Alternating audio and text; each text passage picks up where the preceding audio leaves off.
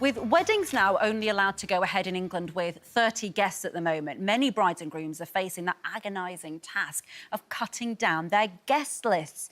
But how would you feel if you received this kind of invite, right? It's quite extraordinary. It divides the guests into priority groups, with those in Group A, lucky enough to win the golden ticket, you're definitely involved. But B or C guests aren't quite so lucky, and they're told, just keep an eye on the wedding website in case a space becomes available. I find that quite shocking. I mean, I know everyone's having to make difficult decisions, but that would be a friendship over for me, frankly, if I was in Group B or C.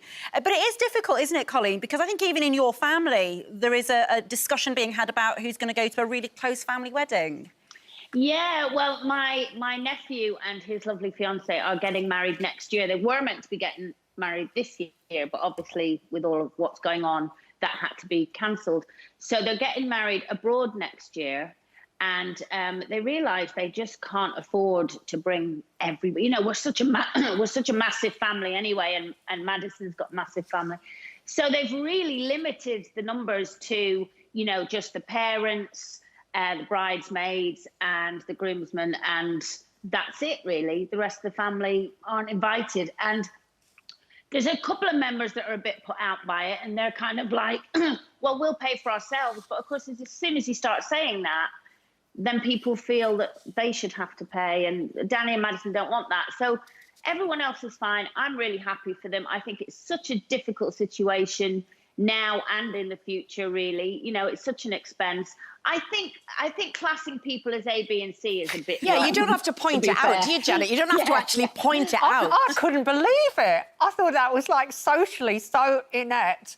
I mean, the only time it's ever happened to me where I've been, like, a friend, a few years ago, a friend was 40 and I thought he was a close friend of mine, and I knew the restaurant where he was going to have his dinner, and it was small. And he said to me, he rang me up and he said to me, I kept thinking, where's my invite? And it got closer and closer to the day. And then he rang me up and he went, I'm sorry, Janet, there's only room for 40. And if anyone drops out, you can come. How rude. Have you ever spoken to that friend again? No.